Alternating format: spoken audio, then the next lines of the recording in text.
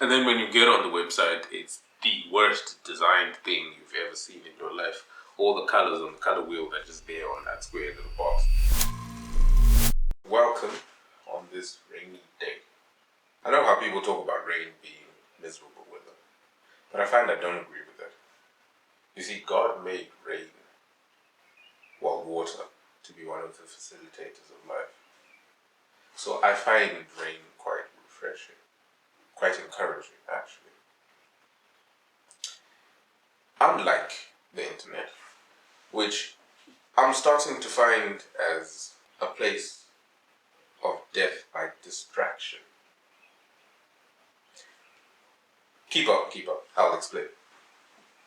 So, I'm just old enough to remember a time when computers were big and heavy, and monitors had that big back head and the square glass screens. You touch them, they make static noises.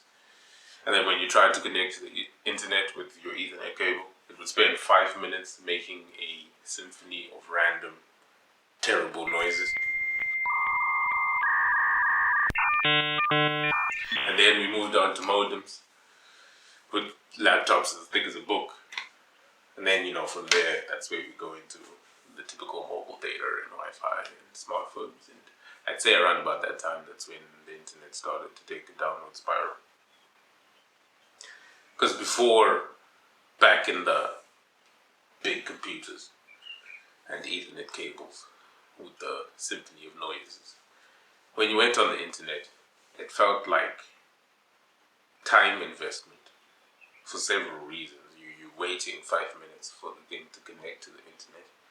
And then when you are there, if you try and open a website, it takes another 5 minutes for the thing to open. And then when you get on the website, it's the worst designed thing you've ever seen in your life.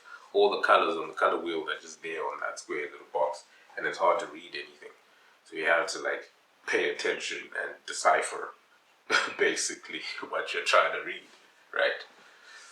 So it felt very intentional.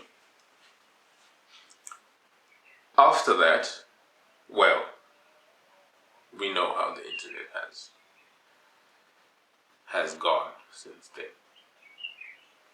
It's basically a place of endless distractions and misinformation. So obviously, I will not deny that there are benefits to the internet. Anybody from anywhere can access all the information in the world, basically. It just so happens that they need to be very good at seeing the difference between what's fluff and what's actually real. And that leads into the negative. There's so much fluff. If you try and find an opinion of anything, and this existed before the days of AI, try and find an opinion in anything. Let's say coffee. Does coffee cause cancer? You'll find evidence to suggest that it does. Does coffee cause headaches? You'll find evidence. Does coffee make you think faster? You'll also find evidence. And then if you search something, does coffee make you sleepy? Which, it's coffee. No, but you'll find evidence. And then now we get into AI, which makes it even worse. Because AI basically is trained to agree with you. You could ask it a question that's based off complete delusion, and it will reinforce that delusion. That is obviously a problem, and now we have so many people that are basically falling into psychosis as a result of AI agreeing and reinforcing their delusion. And that leads into the major problem that I want to specifically address here. The reason why I say distraction, well, death by distraction, is because since the internet has taken that direction, this very weird concept has sort of developed, well, in and around people that engage with the internet a lot.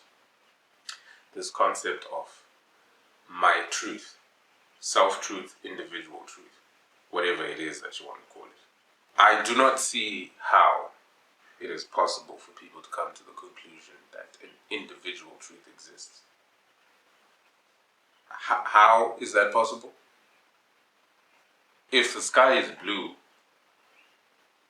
the sky is blue. If you want to tell yourself that it's green, that doesn't suddenly make it green. That would make it a lie that you're telling yourself or attempting to tell other people. So you can't then reframe that to call it your truth just to make you feel better about your delusion. And if you threw that into AI, depending maybe on the way you phrase it, it might actually agree with you. That no, in some places or in some situations, maybe if you squint your eyes, yeah, the sky can be green. No, that's just leading into more delusion.